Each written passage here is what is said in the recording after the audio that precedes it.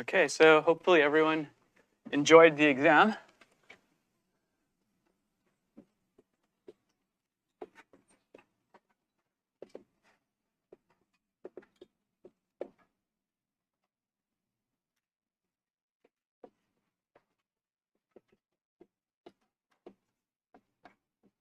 So I'll extend my office hours today.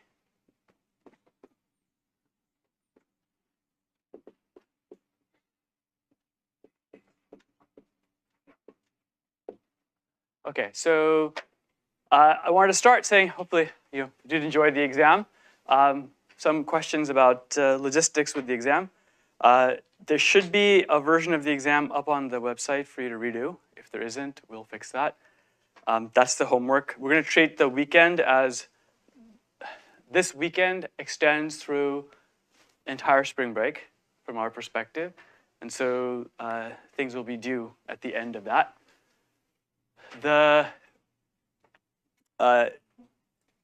If you found that the exam was challenging or very difficult for you, then you probably want to make sure you talk to course staff a little bit to see, where's the, what's kind of blocking your understanding of the material. The exam was designed according to the grading scale that we published, which has certain fixed bins for how many points you need to get, a C, a B, an A, and so on. So it was calibrated for that. So your scores themselves will be released, and your graded exams, so you can request regrade requests and all that, will be released to you after you've had a chance to redo the exam. So our hope is always that by the time you see your graded exam, you already understand everything on the exam. And so you can say, oh, yeah, I missed that. I know I missed that. Okay, how's that going? So you can help us give you the right grade.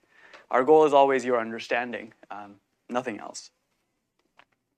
Okay, so any logistics questions related to the exam that just happened?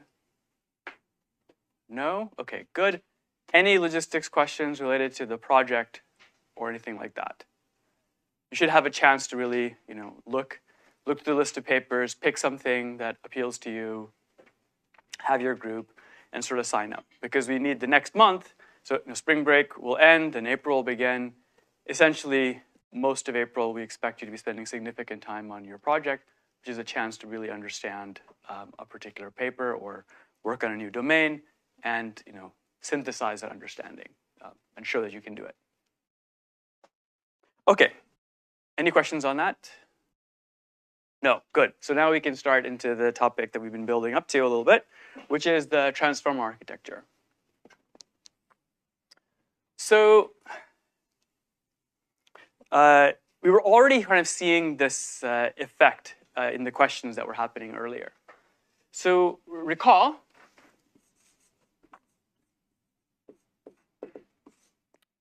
we have this new mechanism. We have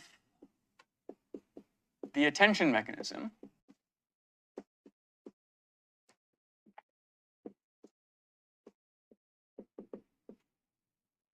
Which functions as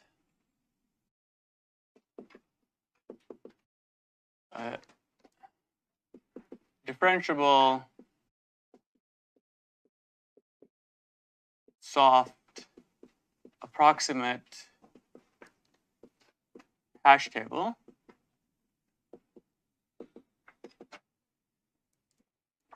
And it can be used, right, so which uses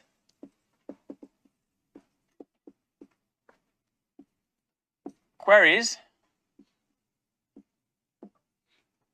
to return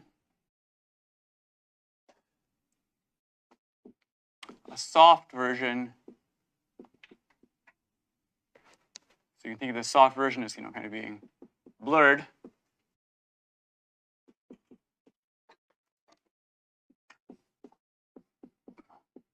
Of the value v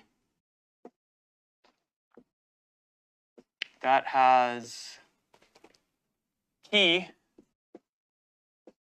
ki most similar to q.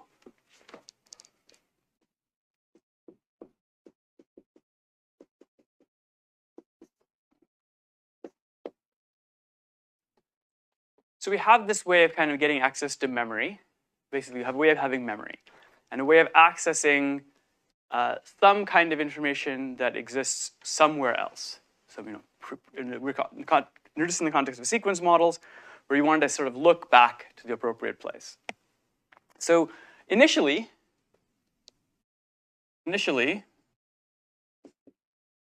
we viewed this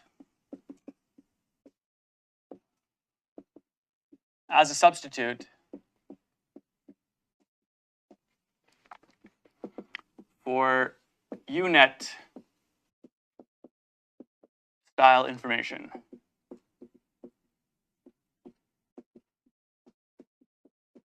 Where you wanted to bring information at some appropriate level of detail to something. But it's more general than that. It can be used more than just this. So this was important in the context of, we introduced it in the context of language type of data, sequences, where unlike in vision, where you expect that the fine to coarse granularity is kind of universal across all images, for sentences or linguistic information, what is the appropriate counterpart detail is not, you can't tell that in advance. It's context dependent. So this allows it to be context dependent. So, and what we had was, we had an architecture which had an encoder RNN,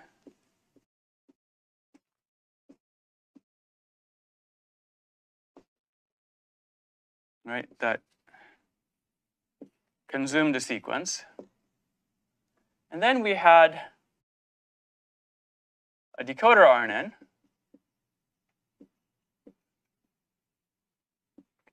that was potentially used in an autoregressive way, and so on, where we augmented the decoder with this thing we called cross-attention, right? So we augmented the decoder.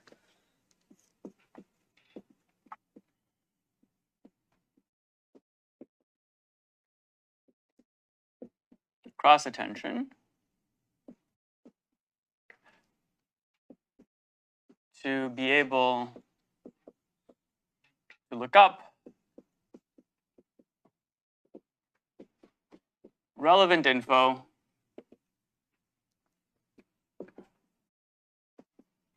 from the encoder.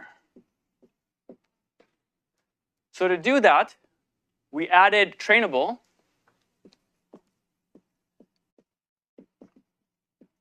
mappings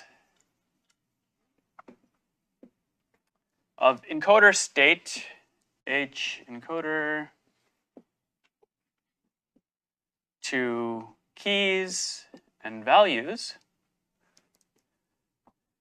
as well as H decoder to queries. By doing this, you had gradients from here, loss functions that are sitting on here, have, through the attention mechanism, will flow gradients all the way back to different parts of the encoder where there's weight sharing. And these are, of course, these mappings are weight shared and can exist at different levels. If this is a stack of filters on top of each other, you can have attention, cross-attention going to all of them. Okay? So we introduced that last time. Remember? That was how we introduced the idea of attention. Then, once we added this, we said, we can also augment. So this said, okay, now we have removed the bottleneck of the state. By doing this, we remove the bottleneck of this state having to carry all of the information in the input sequence. That's no longer required. So this relaxed the constraints of the complexity of what you need to learn into mapping into a state here. But we realized we could apply the same idea again and say, wait, the decoder state here has to encode all of the information about what the decoder has already said. Does everyone see that? If all you're doing is you're able to look back, right? So the decoder state is now burdened with having to carry both high-level strategic information as well as fine-grained detailed information. Okay? So we can augment it again.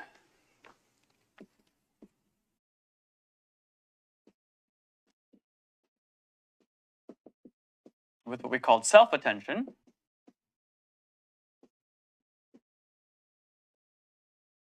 To look up relevant info from the past of the decoder. Okay, so again, these are new trainable mappings. i.e. add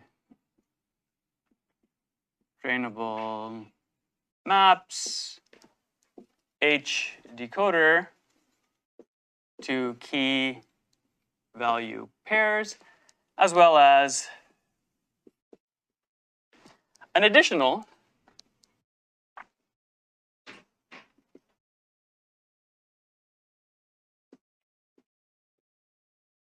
H decoder to query. So this was the query used for the cross attention. And we could also add another query for the self-attention to the past. Is that clear? Okay, good. Once you have this basic structure, you can start just kind of thinking about it from an engineering point of view. Where we're going with the transformer mechanism is to say that, okay, by doing this, we have now relaxed what we need the decoder state in the RNN to carry. Because the decoder can also query into the past to see details of what it had said before. And now the state has to not have to carry all that work. Is that clear to everybody? So what we're doing in this kind of design process is we're reducing the pressure on the state for what it has to carry. Now remember, the extent to which you think of the state as being a bottleneck for the encoding and the decoding, it's also the fact that the decoder's state is a bottleneck, it's also having a regularizing effect, which is creating an inductive bias. So as we take away this, we are expanding the set of things we're allowed to do, which presumably is going to also increase our requirements for training data. Okay?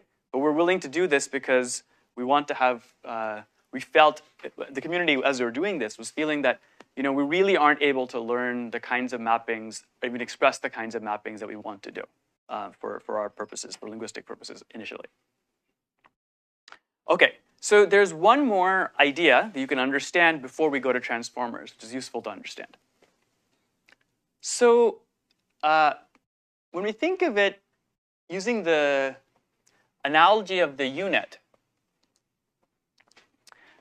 when we initially think of it as the analogy of the U-net, every small patch of an image at some appropriate level of granularity has detailed information presumably coming from that same patch in the input image and how the input image is processed. Remember, that's how the U-net worked.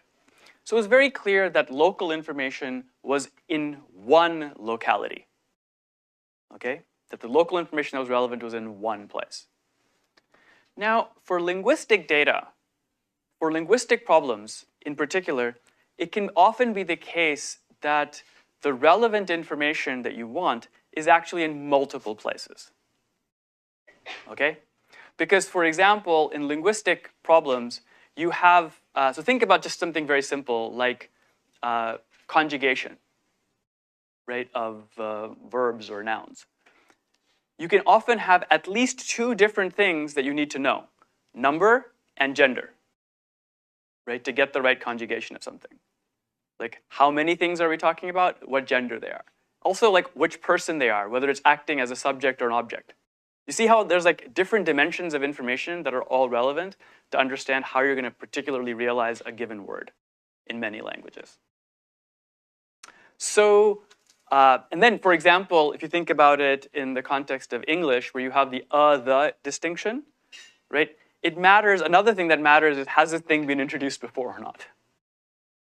So, in the context of language, there's often many things that you need to know, many small details that are relevant for the generation of something. So when you think about kind of vanilla attention, how we described it, if you think of this as being like a approximate lookup table that returns one thing, right? You have a bit of a problem because you might want more than one thing. Does everyone see this? Right?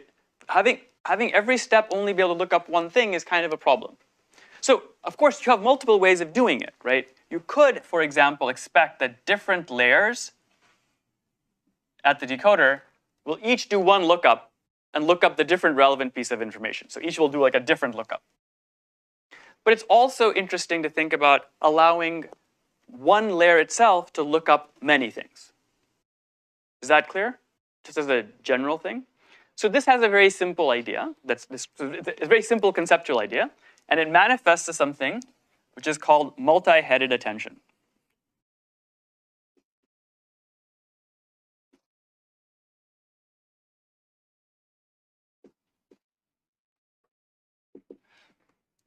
Which is extremely simple conceptually. You can just think of it as having parallel hash tables and parallel queries. So instead of looking up one thing, you look up 4 things in 4 different tables with their own queries, their own keys, and their own values. Okay, so this is just look up. Let's pick an M for M-headed. Look up in M different tables where M is number of attention heads.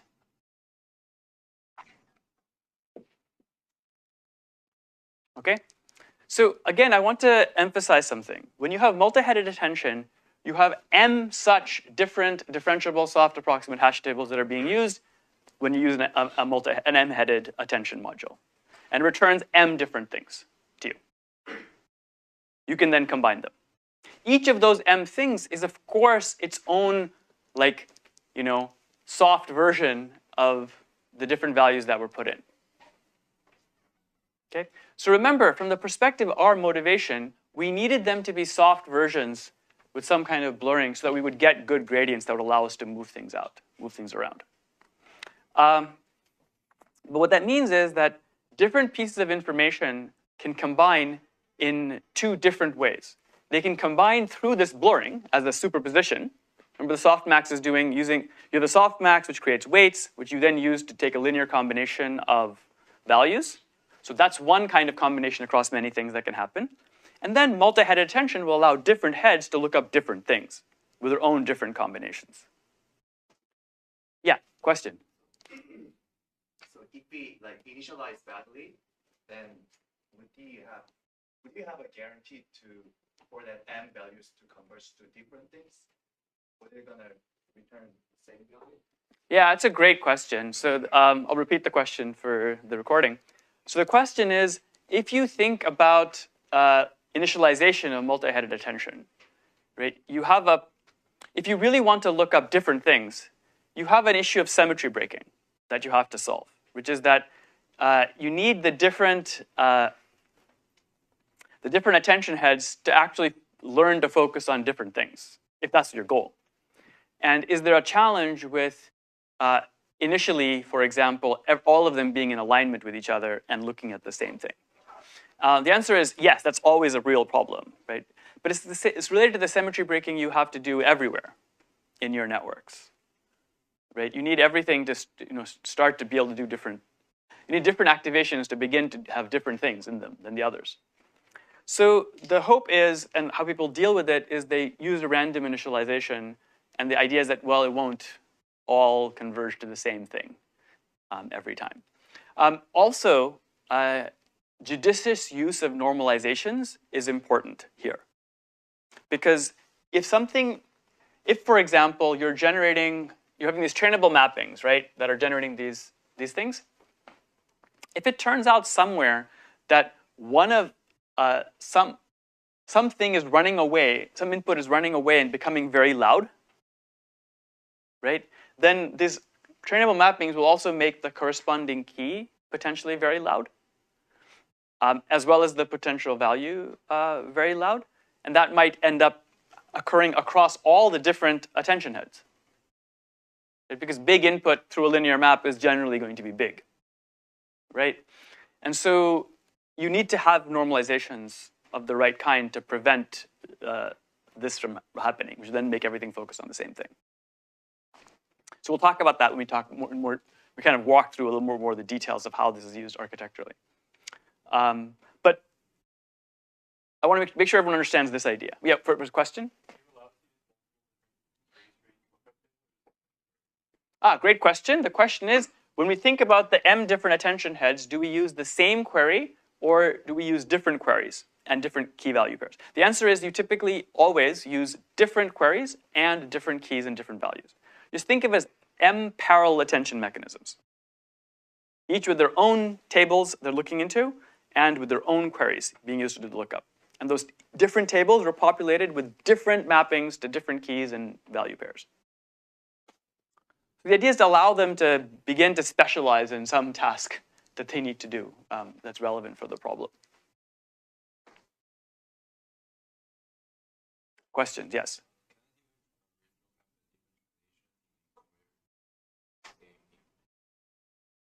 Great. The question was, when you have the encoder has many different positions that are in the encoder. So the sequence has come in at different positions. The weights are, of course, shared across time. So the same weights are being used. And they're all being used to populate this table, right? So all of these different positions are populating the table. So in the table, when you're at the decoder and you're querying into the encoder's table, how many entries will be in the table? As many as there were sequences, the sequence length here. Okay? So then, when you get a return, it's going to look up different positions.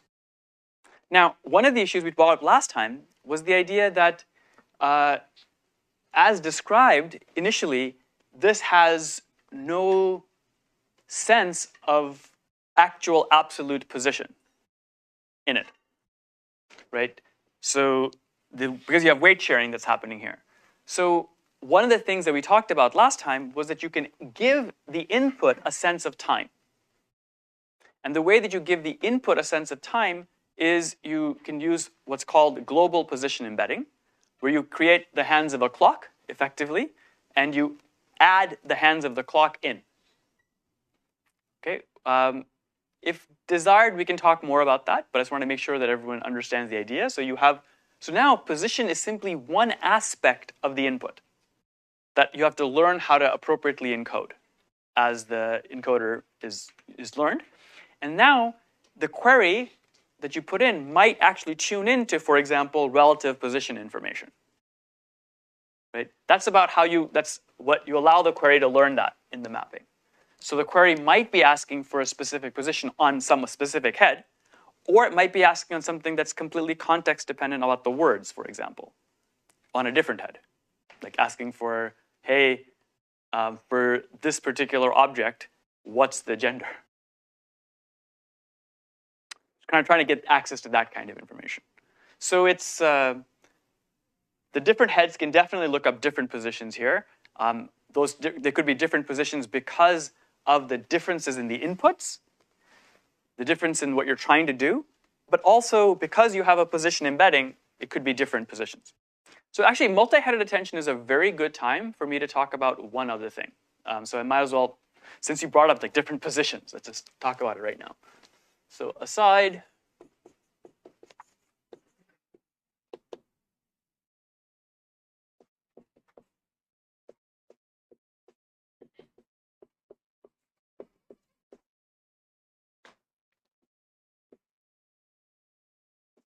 okay, so for positional encoding, the standard way we've described it to you is that you generate a clock signal, which is a vector, call it C. Okay, C is a vector. sines and cosines in it at different frequencies, and it kind of includes time. So now the question becomes like a practical question. How do you take this clock signal and give it to the encoder? Does everyone see the question? Like, how do you give this clock signal to the encoder? So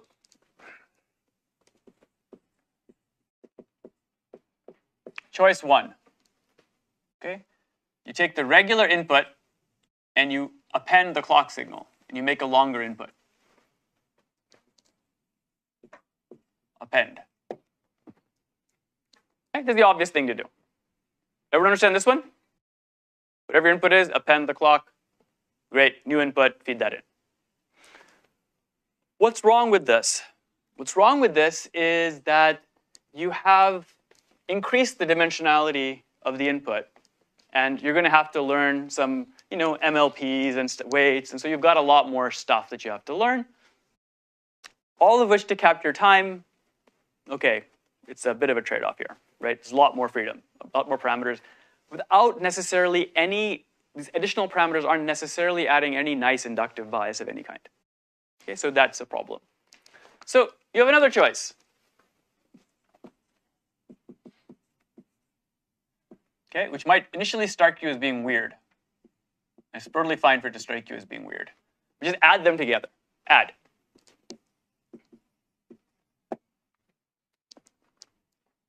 So, at first glance, you will say, this is bizarre, right?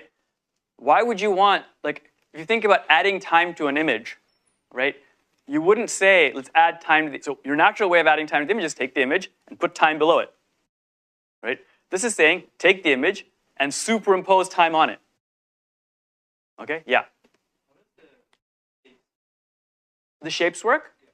So I'm showing the shapes here. So you just set, okay, great. So if you want to do the adding, you make sure, same shape as I. Okay? So you do that. So you just want to make sure you can add it together. So initially, you don't think of this superposition as being a really weird thing to do.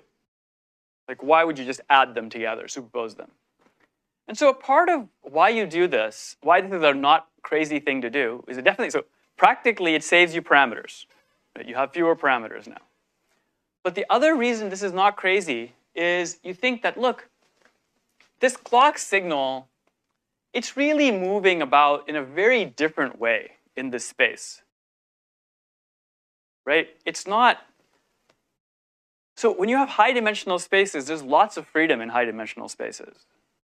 And so initially when you learn about high dimensional space, when you learn about linear algebra, you're told if you have n-dimensional space, you have n distinct fully orthogonal directions you can use, which is true. But in reality, when you have n-dimensional space, you have lots and lots of approximately orthogonal directions in n-dimensional space. 2D is not like that, right? 2D, basically, you have this vector. There's only very limited freedom of what's orthogonal to it. But in 3D, you have one vector. You have an entire plane of stuff orthogonal to it. You pick another one that's kind of orthogonal. You have, like another like more coney thing with more choices. Still can't quite see what's happening in 3D. But in very high dimensional spaces, you can do it if you do it by straight analysis. Throw down a random vector, right? What's its inner product with another random vector you throw down? Well, it's going to be order square root, right, by the central limit theorem, right?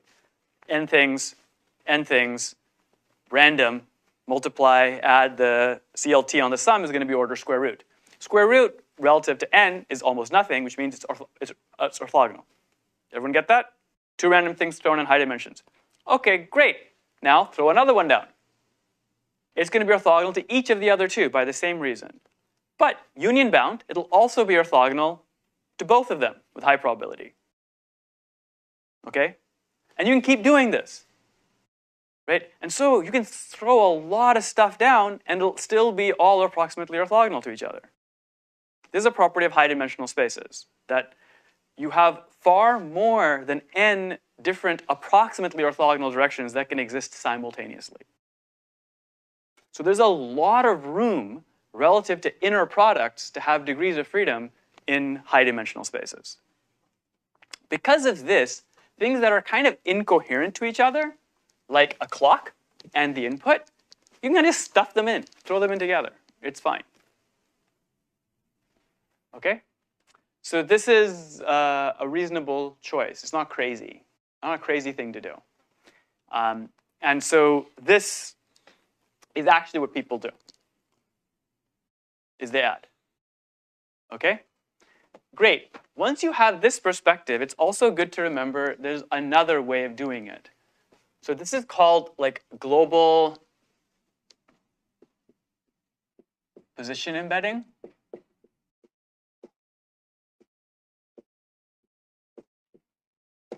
And then you can also do something else, which is called relative position embedding.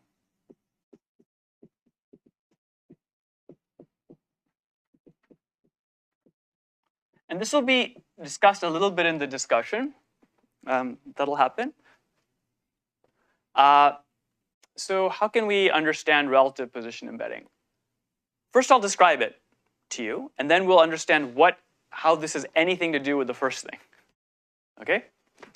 So relative position embedding says, instead of actually adding in to the input embedding itself, a clock signal, let's think about where we want it to be used.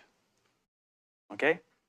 So where we want the position embedding to actually show up as doing something is in the attention mechanism. Because we want to allow it to look up things that are at different places. Right? So what happens in the attention mechanism? What happens in the attention mechanism is you compute these inner products. Query to key I. Right? That's the heart of what's going on. You compute these inner products. So what relative position embedding does is it says, I'm going to add one more thing to this. I'll add a bias term, a learnable bias. And this bias will depend on I minus j, where j is the position of the query.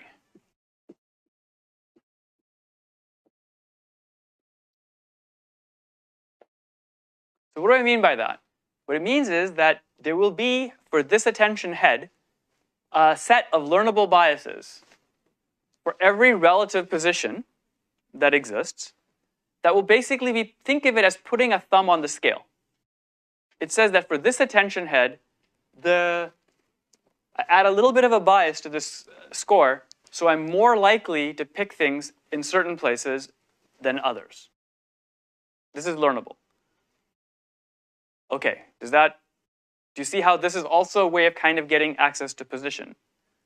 And it also adds parameters, namely all these biases, for every attention head, relative to the sequences. Okay? So for a lot of people I know, when they first hear this, they see these two things as being completely different from each other, where one has nothing to do with the other at all, except that both are somehow trying to get access to position. Okay? Actually, if you think about this approach, you can kind of heuristically connect these two. Okay? So the connection between, so you might think, what the heck does this and this have to do, like, what's going on? So just think of it this way. If you imagine, I think the discussion will make you do this a little bit. Imagine that just as we've superposed the data together, imagine that we superpose the queries. That the query actually consists of a query that's tied to information plus another query that's tied to position. Okay, so the query has two components to it. One that's kind of tied to relative position, and one that's tied to trying to do something about finding something at a particular position, and something that's tied to information. And suppose the keys are also similar. Suppose that all the keys also look like some key part that depends on the information, plus another part of the key that depends on position. Now, why would the keys look like that? Well, because they come from information like this through linear mappings, or approximately linear mappings. So they're going to have some structure that kind of reflects this. Why would the queries look like that? Same reason. Okay?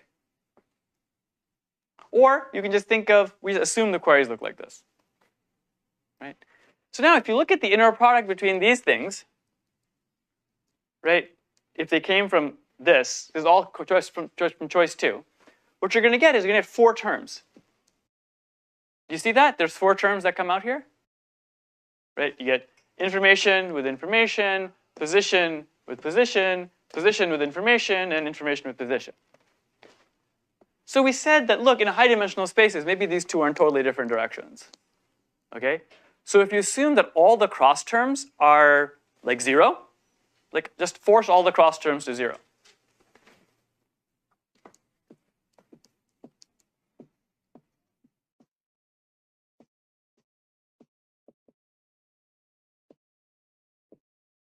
Or small.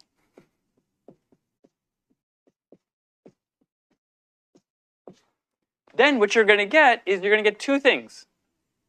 You're going to get Q info acting on key info in your query, and you're going to get something which is Q position looking at K position. You see that? Okay. Now, remember, with sines and cosines, the most natural thing that happens when you take inner products of them is you get these phase change rotations, right? Which are basically the relative time. Right? So, great. This becomes like relative time.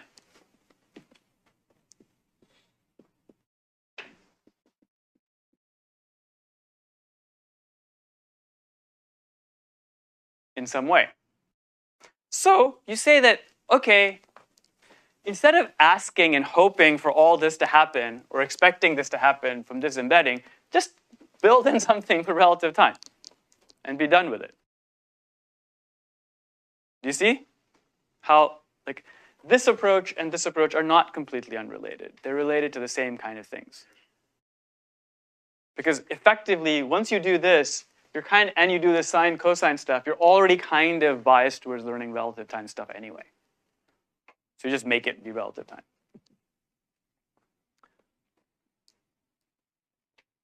Of course, there is a big loss of expressive power that goes from going from this to this. Let's keep that in mind. Because when you do this, you're fixing the relative times you're looking at in each attention head. Okay, like that's already fixed for you. Whereas, for example, this approach, in principle, lets you have the information go into the position query quite substantially. If you wanted to, you get a nonlinearity could learn to bend into that direction, and then actually use this information to choose what position to query. Okay? Does everyone see? But this is still something which is done. So this is a long answer kind of to the question of, do the different attention heads access the same positions? The answer is no, they do not. In fact, even when you do relative position embeddings, you learn different such position bias in the different attention heads. You don't learn the same one. Okay, good. Any other questions on the stuff that's already on the board?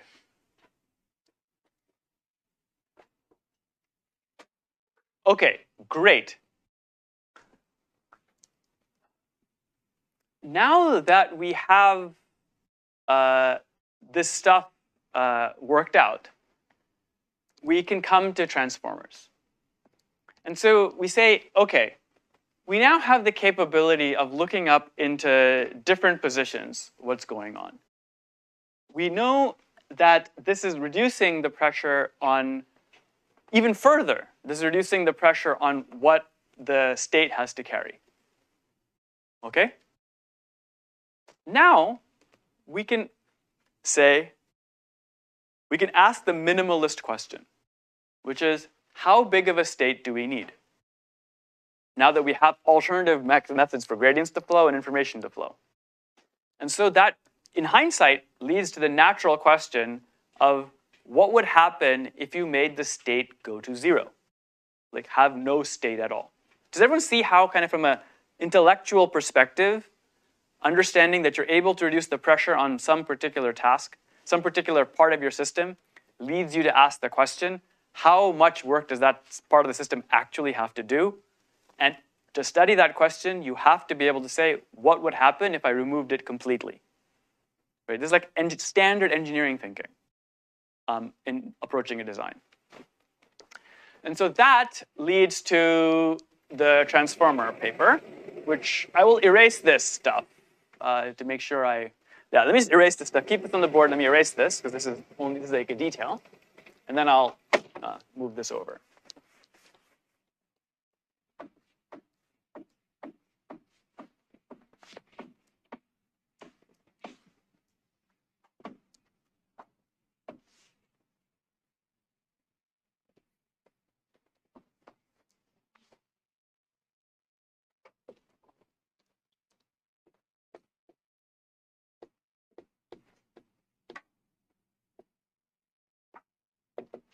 So the paper was entitled, very descriptively, "Attention is all you need."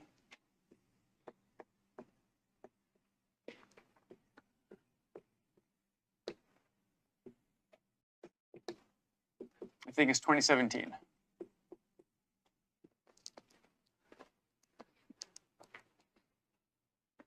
Okay? So they said, let's try to remove the RNN from this RNN architecture. Okay?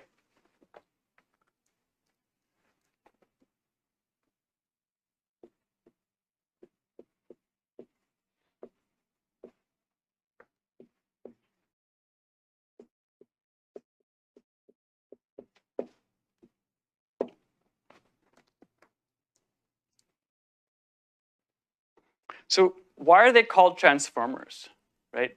So by removing the RNN entirely, you no longer thought of what the encoder is doing as being taking the inputs in and using it to drive a filter going forward, okay?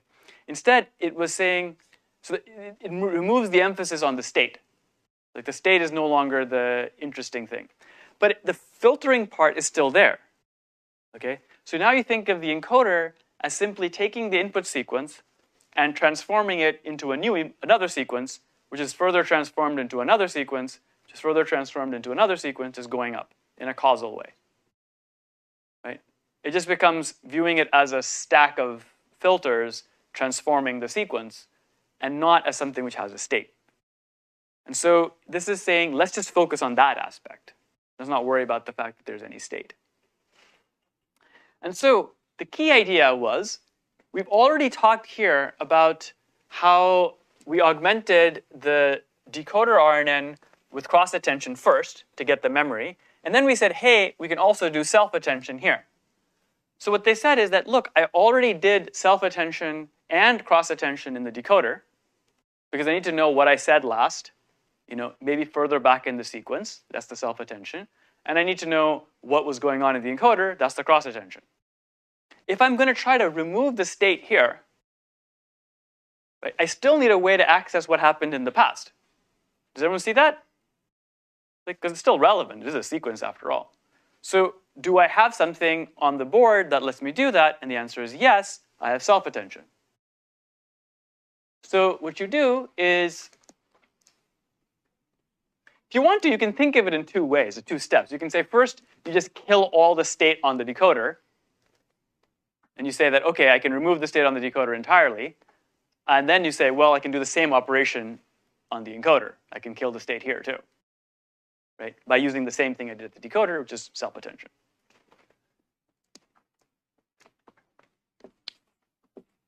replace context dependence based on past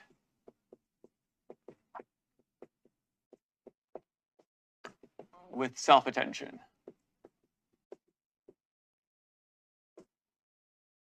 At encoder.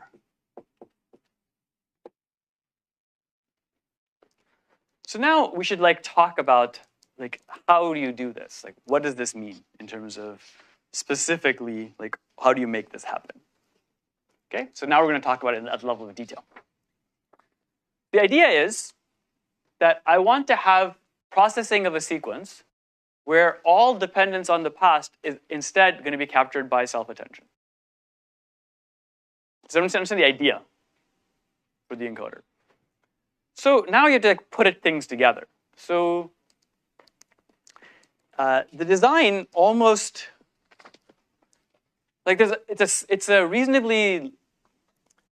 it's a big design space, right? But it's also not an enormous design space. There's natural choices that you can make, and natural few things to explore and try out. And essentially, most, if not all, of these variations have been tried out in the literature. We'll get to what one of the key challenges are in a bit, but I want to make sure that you understand that this is not some magical thing that dropped from the sky. Okay, it's step-by-step thinking. So how do you do this at the encoder? You want to have some dependence. So you have, what are your ingredients? You have your input. We're still going to do weight sharing across different time steps.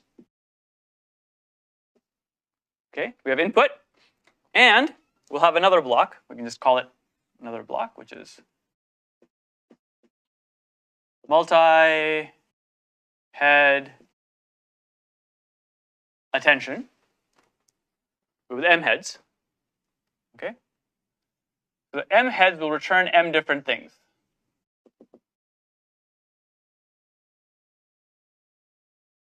These are M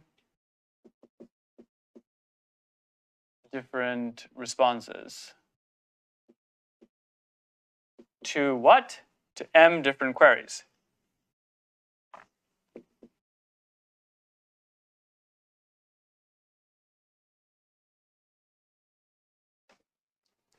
Okay, so M different queries that come in. I have M different responses to those queries. This is my building blocks, okay? Because I've decided I want to use this. And of course, the tables are populated by the past. Okay, so M different tables.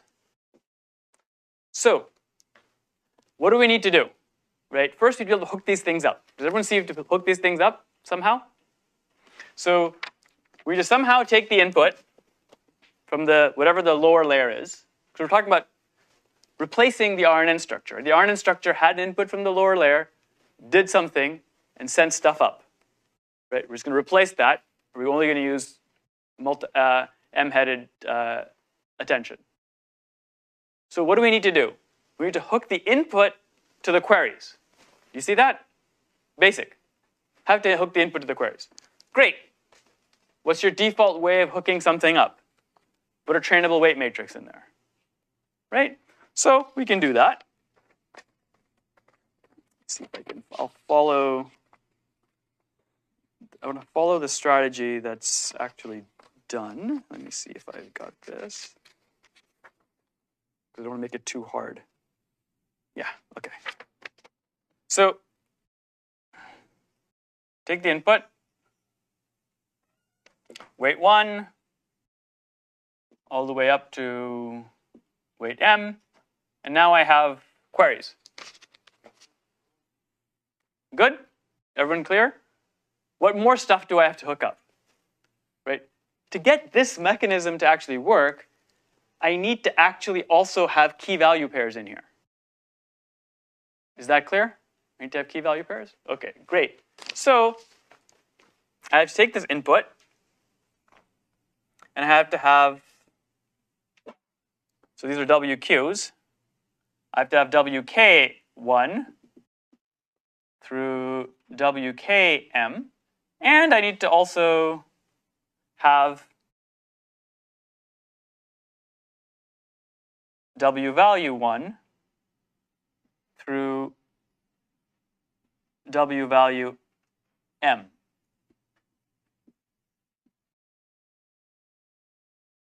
Okay? I just drew it this way to give myself space, right? The idea that these key value pairs are, so this is a key from this input into the first thing, and this is key for the mth thing.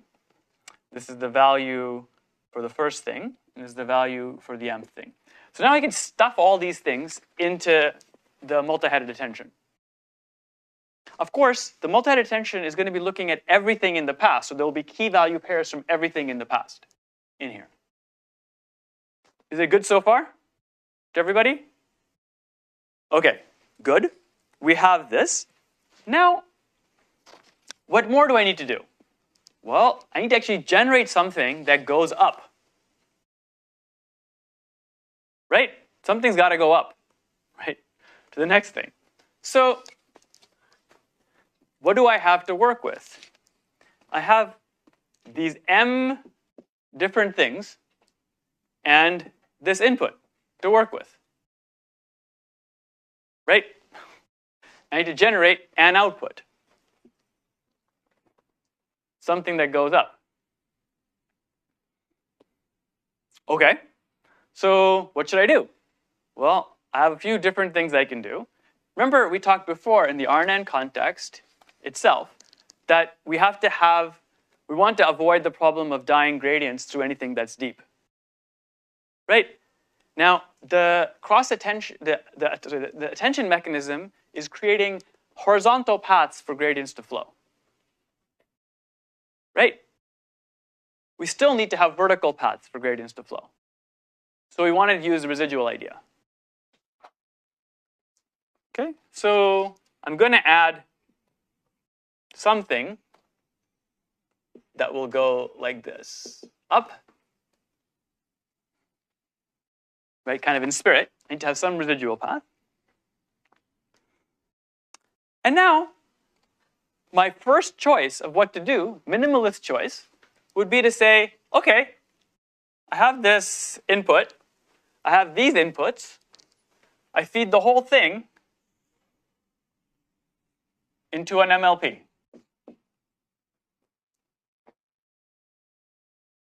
Right? I need to have some processing that combines the stuff that comes out of here, the input, runs it all together, and gives me an output. And so this you can think of as the first choice you would ever think of using of how to build a transformer. First, I'm going to pause here and sort of ask questions. Does everyone see why what I've just done is a natural way to build things up? Yeah. Sure. The question was can I explain what I was talking about when I was talking about the horizontal and vertical gradient paths to avoid dying gradient problems? Okay? So remember, at the end of the day, you're going to be using it in something like this, except there won't be any RNNs anymore. So in RNNs, we had the problem of dying gradients going horizontally because of the recursive structure of the RNN. Right? So you're multiplying something by something over and over again. And that's the horizontal gradient path. But any processing you're doing vertically, of stacking layers on top of each other, for the same reason as in a convnet, has the problem of potentially dying gradients again, because you're processing things over and over again. So in the convnet context, that problem was solved with the idea of skip connections, these residual connections, that allowed the gradient to flow back down. Okay? So that's what I meant by the vertical paths for the gradient. Attention creates horizontal paths because it's going across time. So whatever, remember, we talked about it as a differentiable soft approximation to a hash table. But you can also think of it as a kind of pooling. Right? It's a kind of queryable max pooling. Remember? With the query, it gives you the max pool. And just like max pooling routes the gradients. to the max. This also routes the gradients. Same reason, the softmax will peak somewhere, it'll route gradient back on that softmax. So the horizontal paths for gradients are being established by the attention mechanism. So that's what I meant. The attention mechanism, because it doesn't have to. So the thing about attention is that you're worried about dying gradients whenever you have something after something after something after something after something after something. When things keep happening one after the other, then you're worried about gradients dying. Is that clear to everybody? Remember, that's what makes them die away. Because attention is putting everything from the past into one hash table, there's no repetition. There's a direct path. If that path, if it ever wins the query, if it ever wins as the softmax, it'll have a direct path to the gradient. It doesn't matter how far back it was. So the attention has created pathways for gradients to flow back as far back as you want without dying based on how far back it is. The vertical skip connections, if you add them, you'll have paths for the gradients going this way. And that will create fast paths for the gradients kind of everywhere. Right? Because you have like a grid of like superhighways, right? Gradients can move on. Okay, good. More questions on this like most basic approach before we like go into it in more detail. Yeah. I'm a little confused why the values are drawn off the side here, because aren't those part of the multi-head attention? Yeah, sure. You're absolutely right. So it's a great question. The question is, why did I draw it this way? Because I've run out of space to how to draw it. I kind of made a mistake by starting here. I should have started in the middle. Then I would have had more space. So let me draw the connections. So the idea is that these key value pairs, right, are fed in to the multi-headed attention module from this time step. But all the other time steps before are also feeding their key value pairs in. So when this multi-headed attention module is being used, it has key value pairs from everything in the past in there. And so when it comes to a gradient, so some gradient comes down here, right? It flows through the MLP. And it says, I wish that this particular input to the MLP was bigger, right? So it wishes this input is bigger. The multi-headed attention says that input came from the value 500 time steps ago, okay? Like that was the relevant key, that was the value, that was the biggest value that was for, okay? And so instantly here, the gradient will flow back 500 time steps ago, right, through that key and that value pair on those matrices. And it would push, right? That push would then push on the input back there.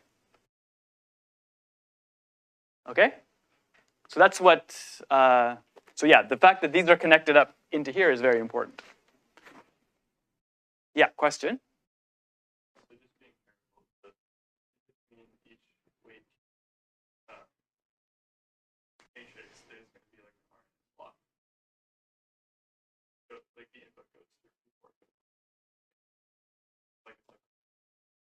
So very important thing to know is these are weight shared across, everything here is weight shared across time steps. So every time step has this happening in parallel. Well, not in parallel, but in sequence, right? Start with the first input, you do this.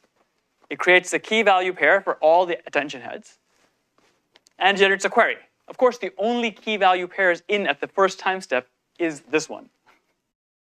So not that much interesting is going to happen in terms of which value wins. There's only one value in there, one key in there, so that's going to win the softmax, 100%, right?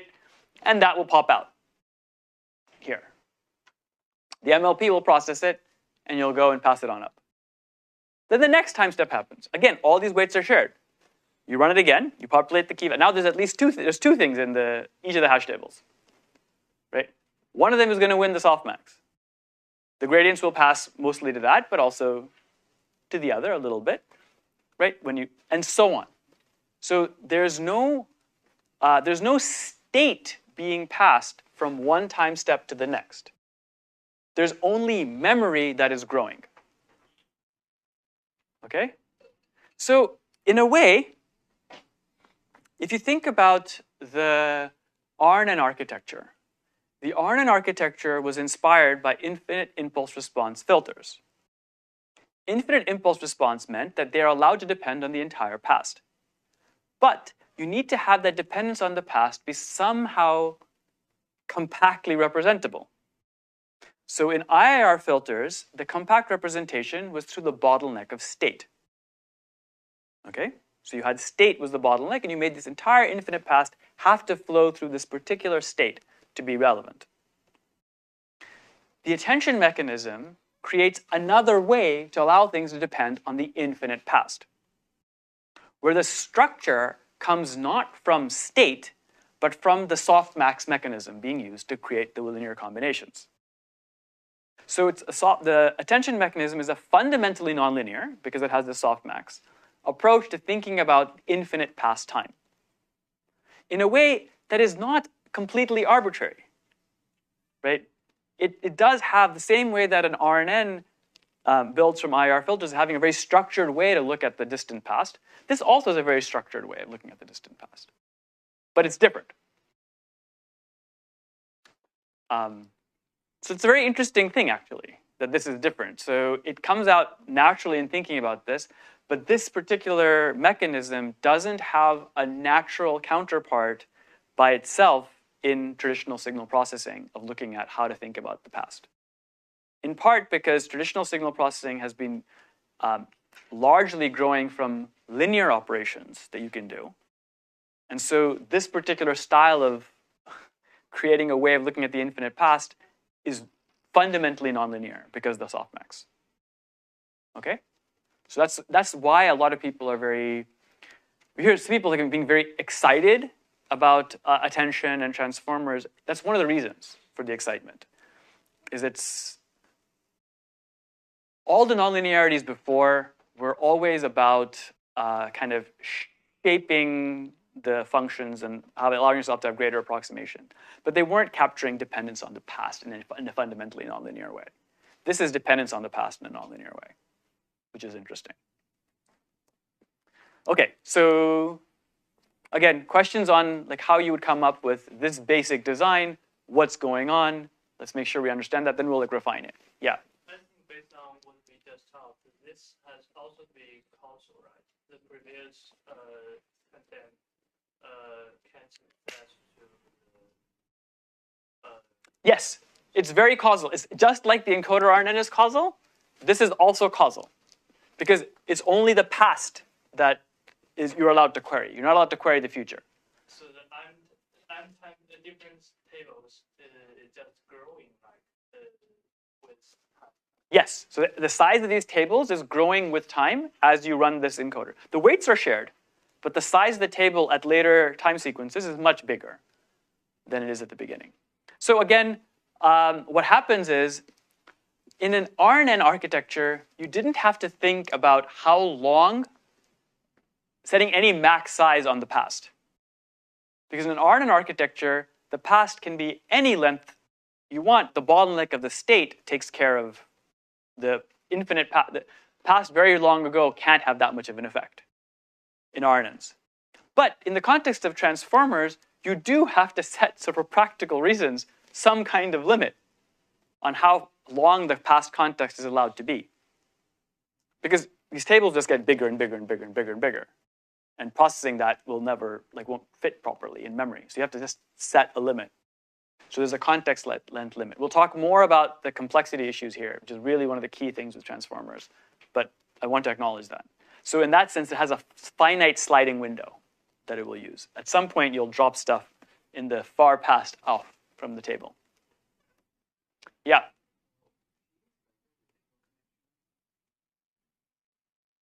Okay, so can I explain this residual connection? So I drew the residual connection first, but it's actually, if you want to think of it conceptually, we should draw it after.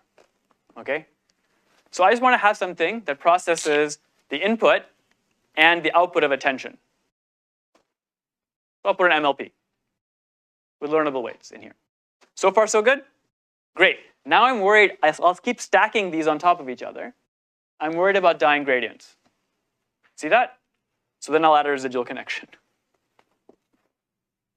So now the gradients won't die. Make sure that Say that again, sorry? Yeah, great. So excellent point. So for me to add this residual connection, I have to make sure the shapes line up. But I can do that. I can make it that the output of the MLP is the same size as the input. Right? I get to choose the size of the output of the MLP. Great, that's a really good question. Right? Same exact thing that we saw in ResNet, right? There's nothing different here than ResNet as far as that part goes. Okay, so I want to make sure everyone understands the basic style of how one constructs the transformer idea. Then before we go into like more details.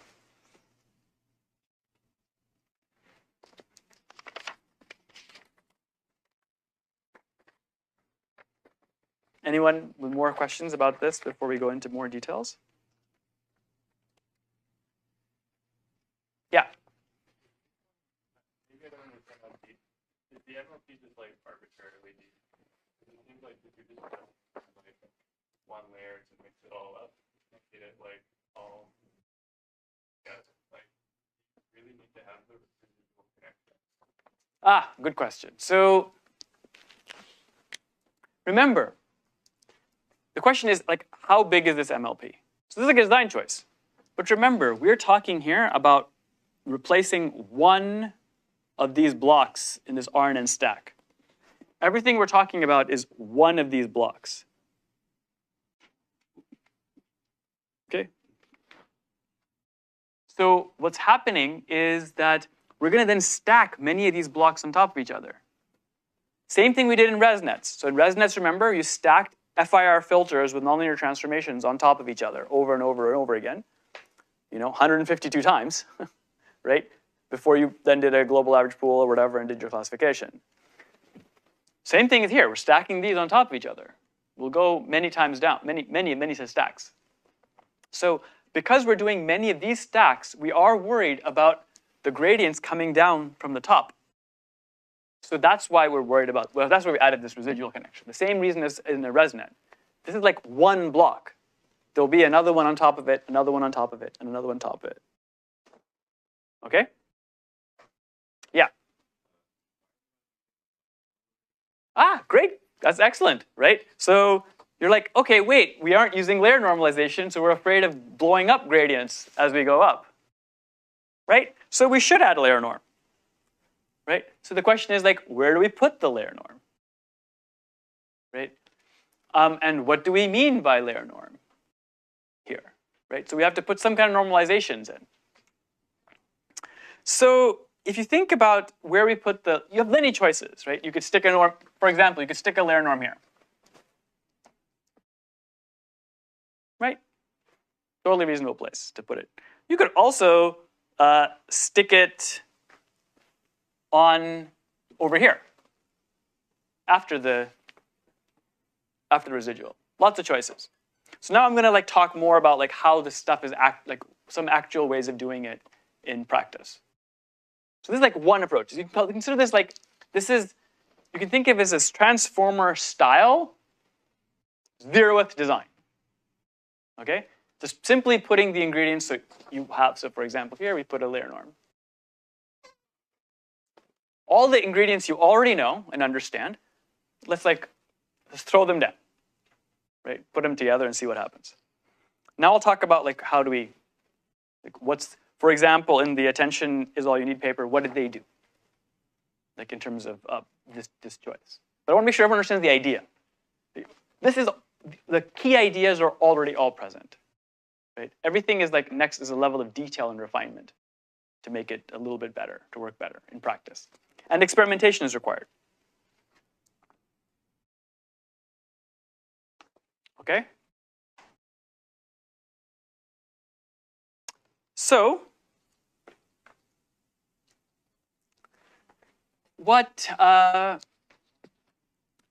people do in practice is they say, hey, maybe I want to have this processing here be a little bit more structured. Okay, like instead of just thinking of it as some big giant MLP blob, let me do this in a more structured way. So standard thing to do is like this.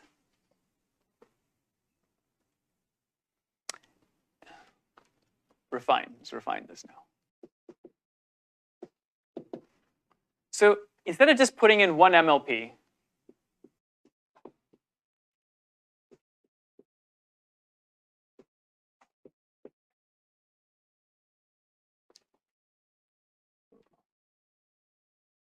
with m plus 1 inputs,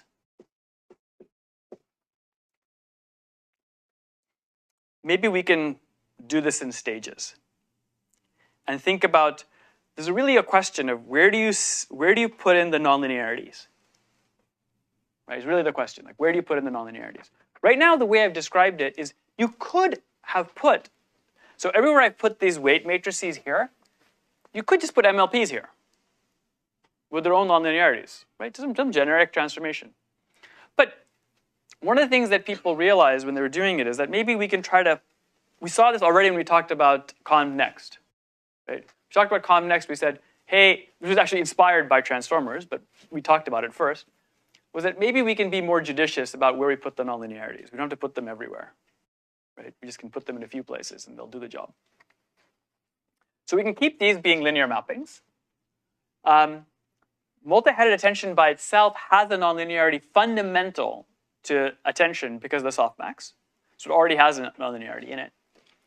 And so one of the things that people did was they said, hey, instead of doing the one MLP with all of this all at once, we say, take the input. So I'm just going to like draw the multi-headed attention block. I'm not going to draw all the side connections.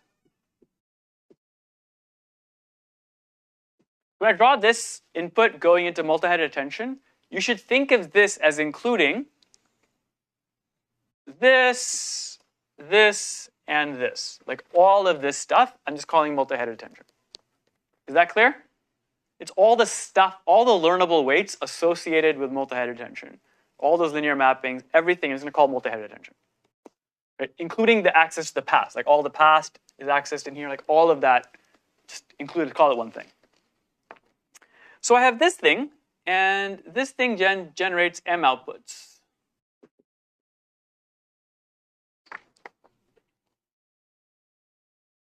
So what I can do is I can actually take these M outputs and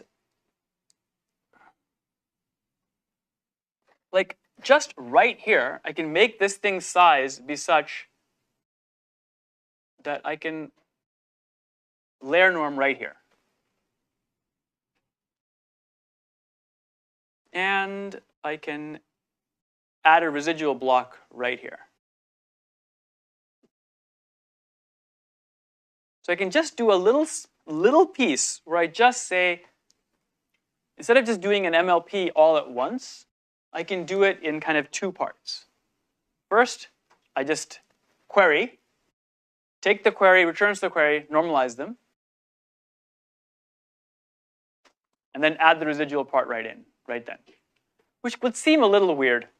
I completely agree this seems weird, but people do this to kind of create two stages here. So I do this, and then after I do this, I take the output that comes out of here, and then I just put in an MLP.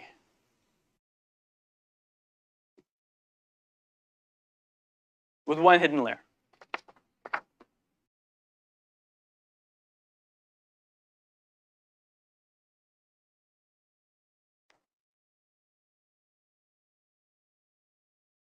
It's just, yeah. So then, actually, it's just to be yeah.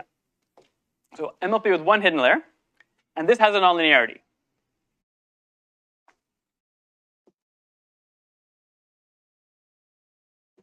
So the idea here is you have one nonlinearity per block. Multi-headed attention by itself has a nonlinearity in it, the softmax. Okay? So there's a softmax nonlinearity here in this block with a residual connection, and then you have a nonlinearity in here. ReLU, GeLU, something, right?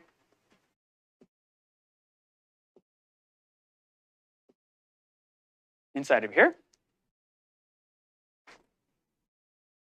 Then I take this, I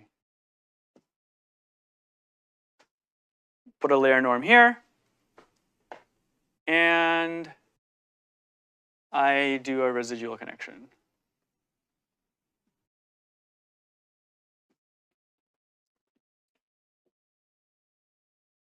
So this is a way of doing this entire thing in 2 stages.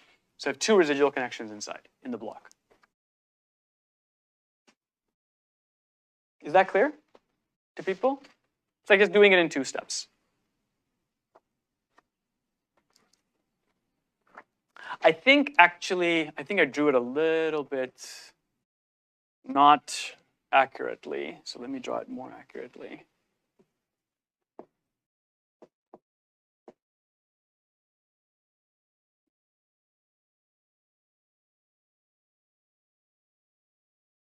So you make sure that multi-headed attention, if you just want to connect this up, I'll write it here, concatenate.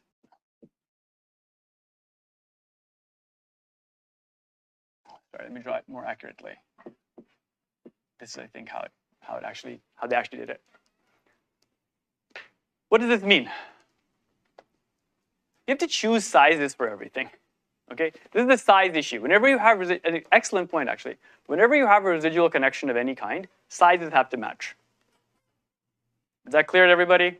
You got to be able to add things together.